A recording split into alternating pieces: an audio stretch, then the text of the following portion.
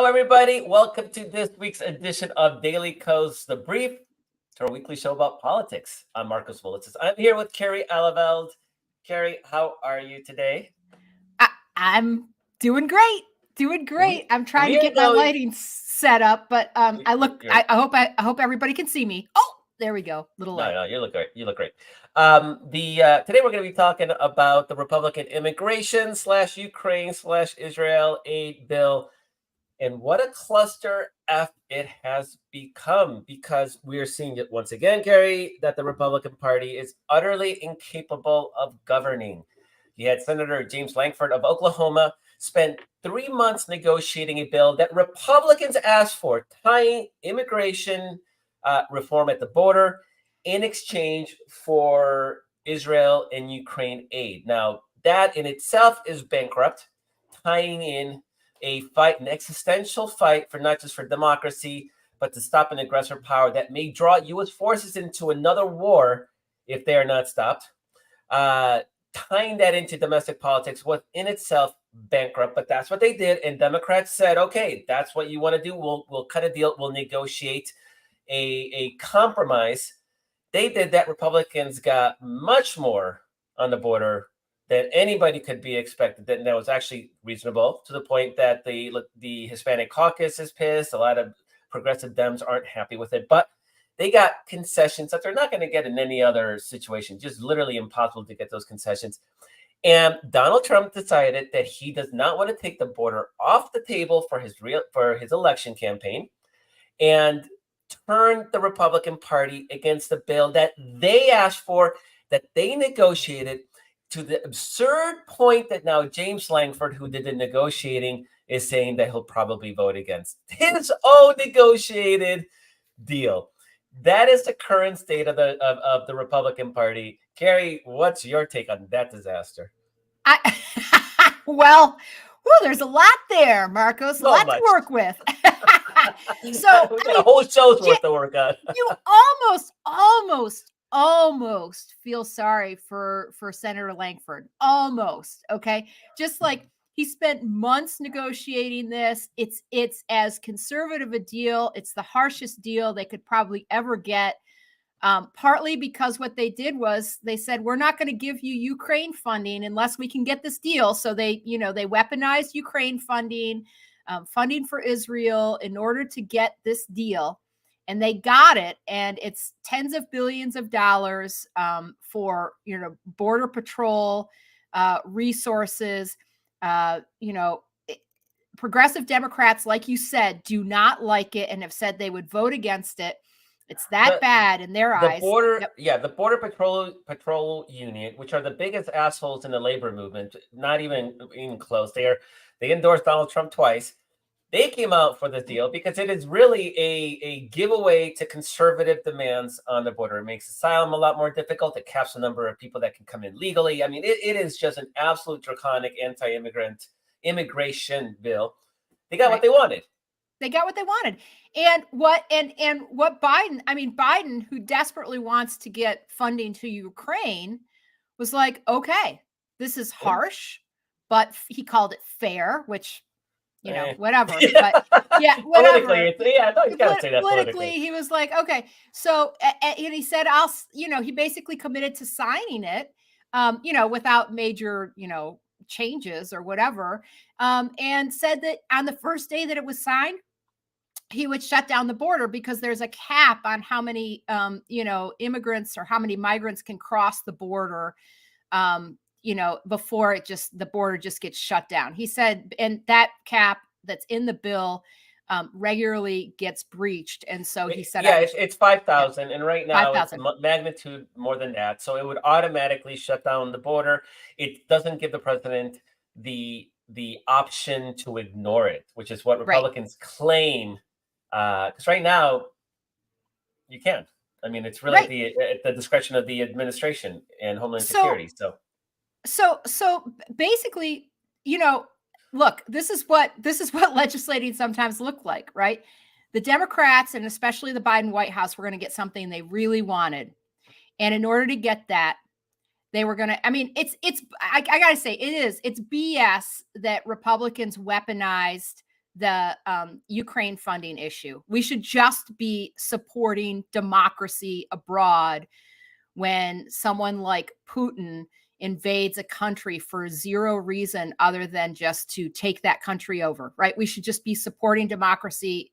That should be that, right?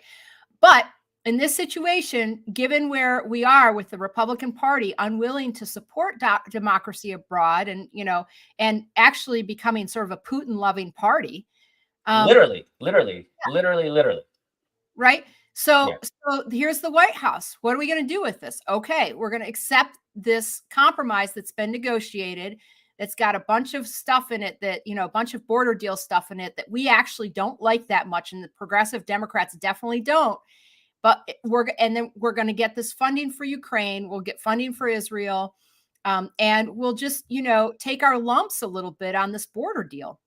And Trump was like, absolutely not, Senate Republicans, House Republicans. Do not give Biden what he thinks of as, what Trump thinks of as a win, right? I need this issue. I need to be railing every day about the quote unquote Biden invasion, right?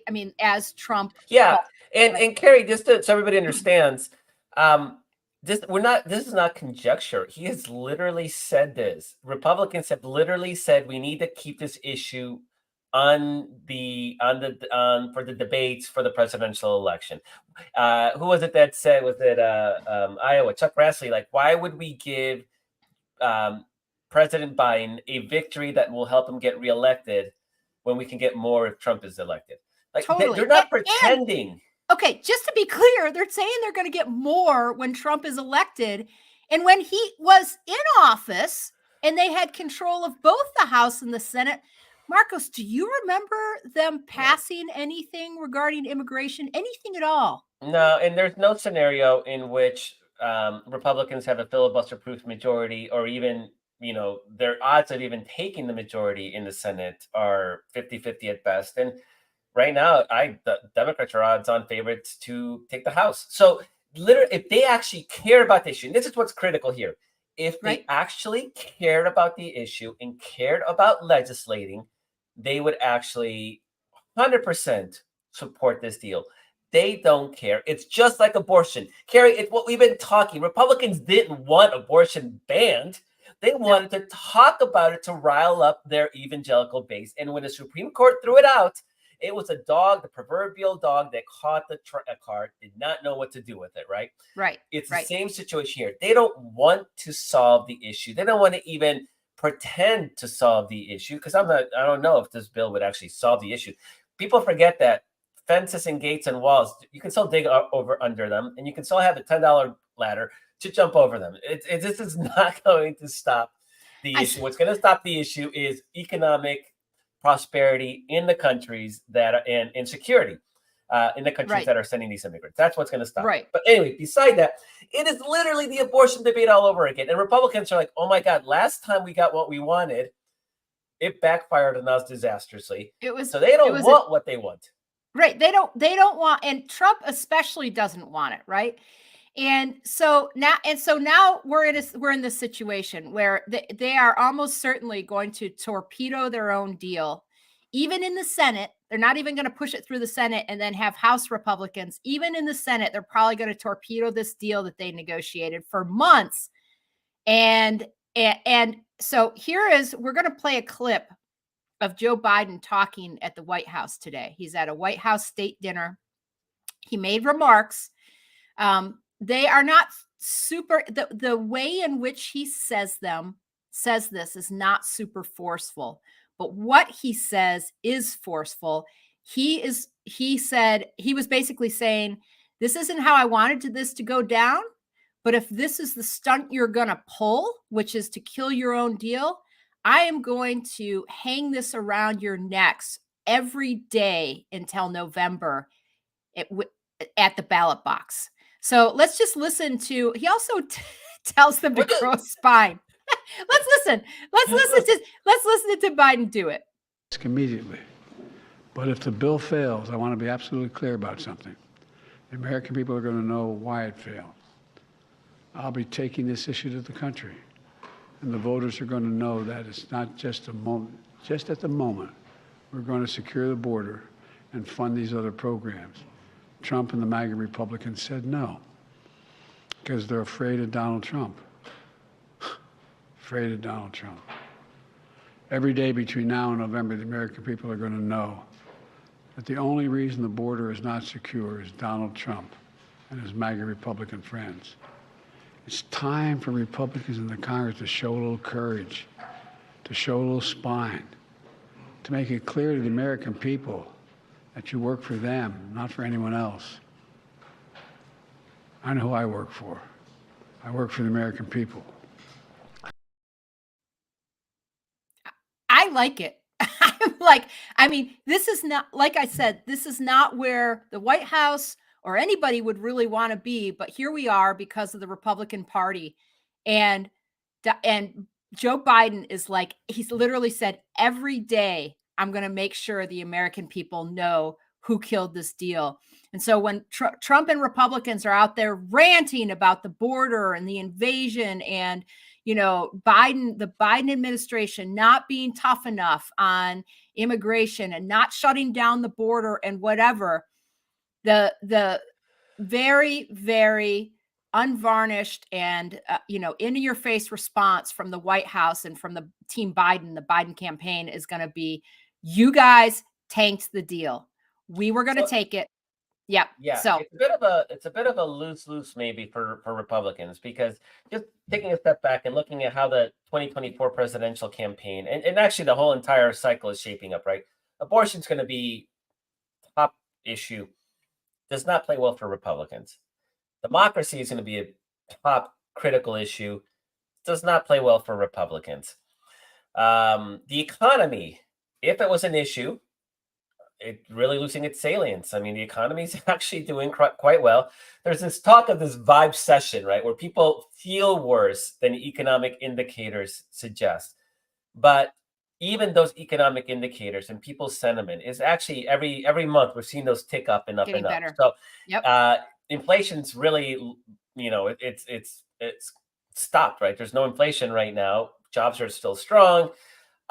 So that is an increasingly, if that wasn't the salient issue in 2022, when they actually had a real case at 8% inflation, not sure how it's going to play right now.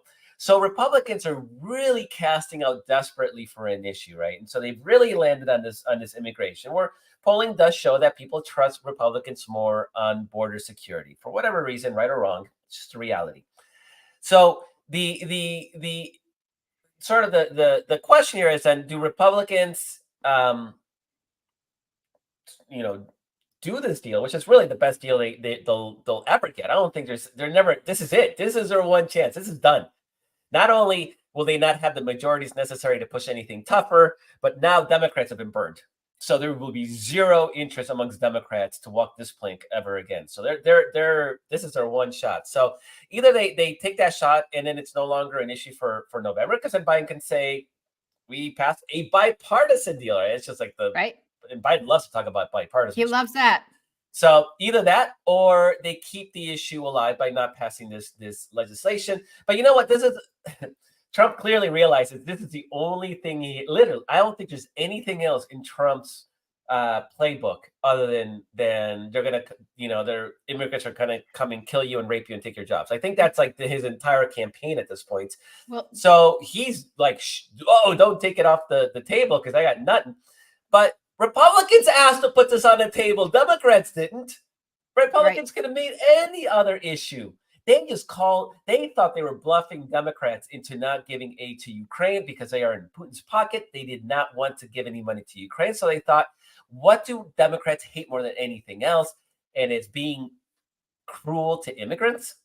And so they thought this was the bluff they called. And he threw the issue they thought that Democrats would never negotiate on. Democrats called the bluff. They did. And now they're trapped because they lose either way. That's the reality. Right. And you can see the desperation for Trump, right? Yeah. Trump was railing about this deal today on Truth Social and saying things like they should never accept this, Republicans should never accept this quote unquote horrendous deal, you know, and like he's got a whole bunch of, it's a long rant and I didn't read the whole thing and it's got some all caps because it's never good without, no tweet is good without all caps. You got to have Weird all caps somewhere. punctuation. Yeah. Yeah. Yeah, I don't know exactly. what he's got against punctuation, but okay. He knows that this, you know, just like when he came down the escalator in 2016 and said things we had never heard a politician say out loud about, you know, immigrants and particularly, you know, immigrants from Mexico and things like that. He knows that this is probably his biggest red meat issue for his, you know, for the working class base that he's trying to appeal to, right? And what he and then the other issue that he has that he hopes to appeal to among, you know, the male Republicans who like check their 401k every morning and all that stuff, you know, check their stock market, their earnings and all that stuff. He's hoping to appeal to them on the economy, the tax cuts that he's going to do, but also the economy. And he is beside himself that the stock market is hitting, you know, record high surges. And he's trying to, again, in all caps, take credit for the Biden economy, for the Biden stock market surge. He is, number one, rooting for a crash, like literally telling in an interview, this was a couple weeks ago, saying, I hope there's an economic crash and it comes sooner rather than later. Okay? He wants it to be sooner because he said, I never want to be the Hoover president. I never want to be the guy who lost more jobs, you know, during his presidency than, well, actually, he's already the Hoover president because he did lose more jobs during the pandemic than he came into office with, right? So he's like that. So lost more jobs than gained, right? So anyway, he's rooting for the stock market crash. He's saying it out loud. When the stock market surges, he's sending out all caps tweets on Truth Social saying, it's really mine. It's really my economy because, you know, everybody's like looking forward to November when I'm going to be president. I'm going to be elected president. And they're already responding to that super amazing prospect of him, you know, becoming president. And he's also, you know, he's the chaos candidate. So he's also telling Americans to fearmonger, hey, look, if I'm not elected, there's going to be bedlam in the streets, right? He's suggesting that somehow that if he isn't elected, it's going to be that's going to be signal a stolen election again and whatever. But because he's the chaos candidate and he needs the fear of the chaos in order to get some people to his corner again and again and again, he is promising chaos and bedlam in the streets of America if he isn't elected. So he's desperately trying to shape his own reality, right? Where there's a quote unquote invasion at the border that he can rant about, right? Never mind the fact that he actually ordered congressional Republicans to kill the deal that would have done, you know, given at least the federal government some resources to try and work with here and, you know, and shut down some of the border crossings, et cetera, right? He is promising chaos if he doesn't get elected. He's promising bedlam there's going to be in the streets. He is also rooting for a stock market crash, forecasting that there's going to be wild inflation, especially with the conflict in the Middle East, which I have to say, there is a possibility of some inflationary pressure on energy and gas prices and whatever with the, you know, but he is saying that's going to happen because he wants to speak it into reality. He's also rooting for, did I say the stock market crash? And he's rooting for, inflation, right? Russia, Putin, he's rooting for those guys. Exactly. He's rooting for Russia. So everything that Trump wants to run on, he feels like is slippery. It's slipping through his fingers, and he's desperate to have those things. And it's really a fascinating turn of events to see the how badly he is rooting against America, against democracy, against consumers, against the best interest of voters, and especially the working class voters who he says he's championing. He is working every day to try to make things worse for them and not better. Yeah, and he's doing that also for his own party, dragging him down. And we've talked about this for years now, Carrie, how bizarre it is that the Republicans keep attaching themselves to Trump, given that he's led them to historic losses in 18, 20, 22, 23.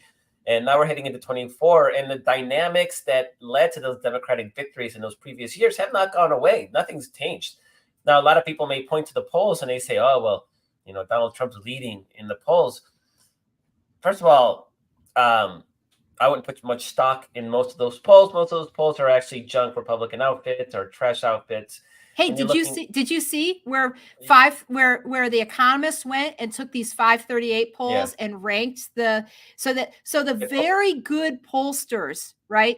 The very good there was very good, decent, poor, and unranked. Okay. And so when they looked at these at the national polling of a Trump Biden rematch, the very good pollsters had Trump up by it's point. Tied. Yeah. No, yeah, it's tied, right, by 0.15% or something. Yeah. It's not even 1%, 0.15%. It's tied. It's a dead heat among the very, very good pollsters, and among the unranked pollsters, who are just these GOP junk polls you're talking about.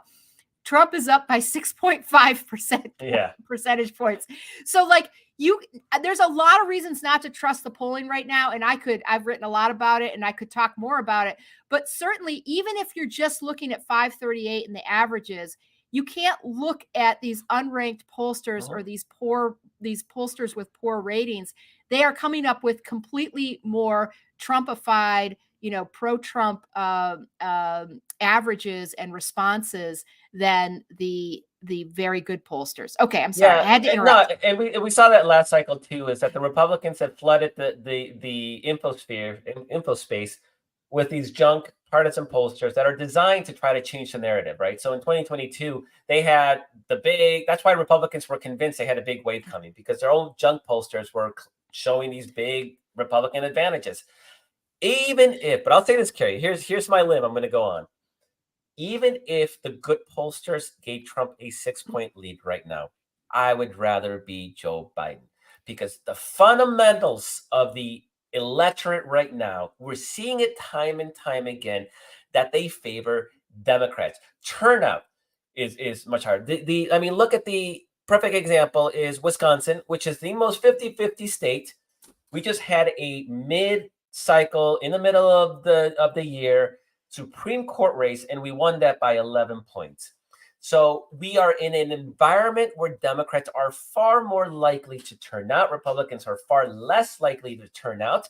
And swing voters, which are in large part, as we've talked a lot in the past, swing voters are predominantly college-educated, suburban white women in the suburbs. They are not being swayed by whatever Trump crazy, all caps, hysterical, calling Nikki Haley bird brain. Those things are not playing to his favor. And when you look at the actual polls themselves and they say, oh, well, it's, Trump's ahead, you're looking at 46, 42. You're not talking 50%. That's also important. Yes. There is a segment of Democrats and probably independents that haven't come home yet, because there's still this, we've talked about this before, there's still this belief that there's somebody that's going to come out of the primaries that's going to replace Joe Biden. Joe Biden is not particularly popular. Nobody has to pretend otherwise.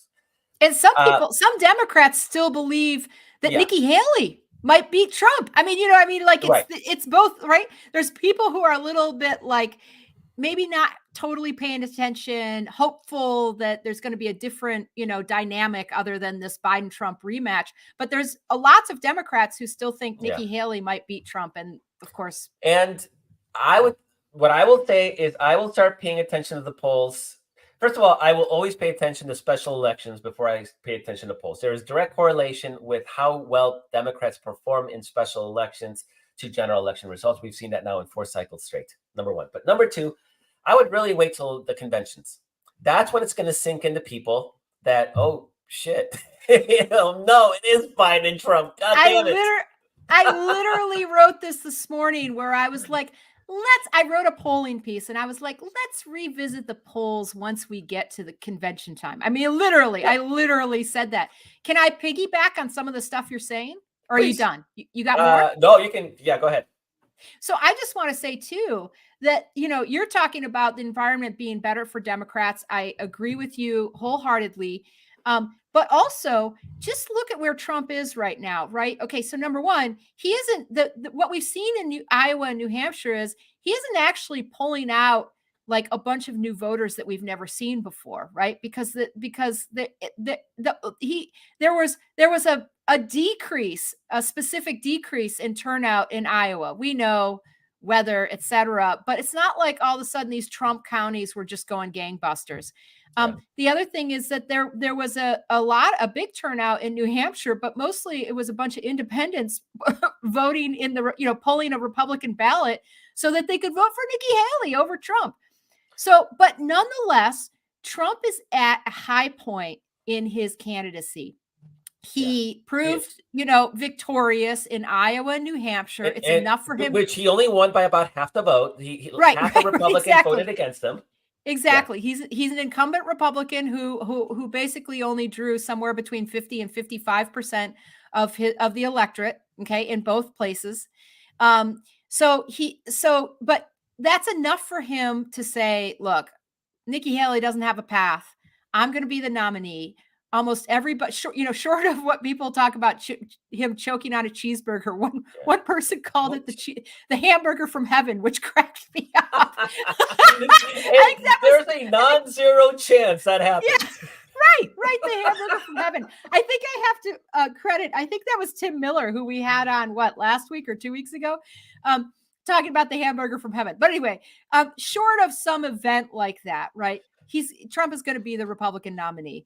And we hope that, Nikki Haley gives him hell, but he is at a high point because he gets to claim, I'm going to be the nominee. I won the first 2 contests.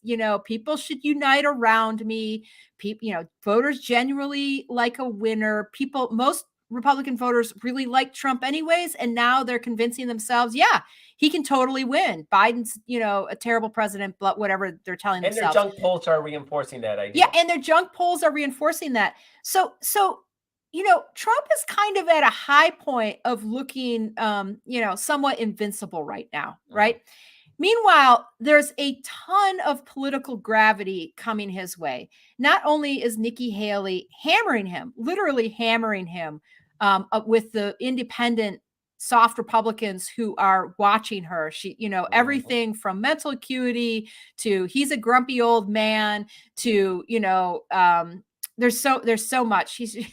Politico called it, she's reached the YOLO stage of her candidacy. God, I wish she would have done. I would say all would have done it from the beginning. No kidding. She just thrown a kitchen sink, and it's great. Everything and the kitchen sink at him. It's great.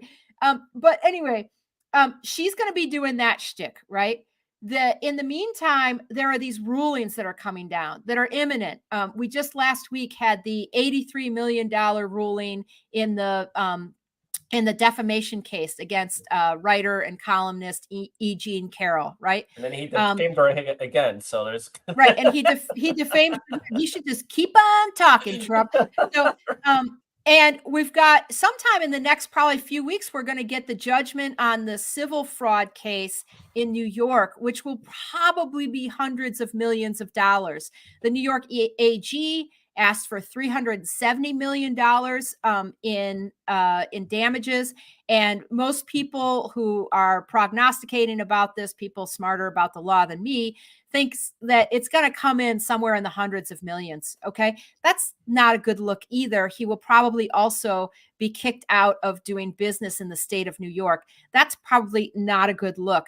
And then there's still the possibility. And, I see people on both sides saying, I don't mean both sides, Republican and Democrats. I see legal experts, some of them saying this January 6th trial will definitely take place before the election. And some people saying this actually could be put off until after the election. Yeah, well, the appeals court just ruled that in a 3-0 decision that Trump doesn't have presidential immunity. Exactly. He has till Today. the 12th. So that's 4 days, no, 6 days. He's got 6 days to appeal it to the Supreme Court. They may shadow docket it, but we'll see what the Supreme Court does. So a lot of it really will depend. I can't imagine that even the most conservative Supreme Court justices are hip to the idea that a president can murder somebody in office and have no accountability, including murdering his or her opponents. And the federal appeals court that took it up decided, like you said, 3-0. It was unanimous. It was a unanimous decision. Every judge in this whole process has been unanimous. So we'll see what the Supreme Court does. Hopefully they just stomp it down, and then it would happen before the election. Right. So if he, you know, to my point, if that trial goes through and it will be public, I don't think there's not going to be, are there going to be, no, there's going to be cameras, I think. Georgia would have the cameras. It's a Georgia one. Georgia, you're right. Yeah. Georgia would have the cameras. Nonetheless, we will have the public testimony of, you know, Trump's closest people, Mark Meadows and people like that, saying exactly what he did and didn't do on January 6th. That is going to be, you know, really disastrous. The MAGA Republicans will ignore it. They'll find a reason to rationalize it away. But for independents, this is going to be bad news for him. So there is I'm just saying, there's like a mountain of, he's probably at somewhat of a high point right now and the $350 million that the Biden campaign is now booked in advertising. The Biden campaign is running a disciplined, well-funded, campaign. Money. That isn't with real money that just doesn't involve a lot of all caps tweets. There's a real strategy. There's real money. They're doing real fundraising, and they booked for between the convention and the and election day already 350, is it 250? I can't remember. It's one of those. It's a lot of freaking money in advertising that they've already booked. So he, you know, Trump and Republicans the committees are broke, and Trump's Super PAC is basically a vehicle to fund the legal fees. The legal fees. That's where it's going. It's not going into any kind of building an operation. I mean, Trump right now he's on a lobbying campaign to oust Ronna McDaniel because, you know, supposedly because the RNC has the Republican Party. Right. Sorry. Chair of the Republican National Committee, right? The RNC. And it had its worst fundraising year last year. The federal filings just came in last week. And it had its worst fundraising year in a decade. But if you do inflation adjusted, it was actually its worst fundraising in 30 years.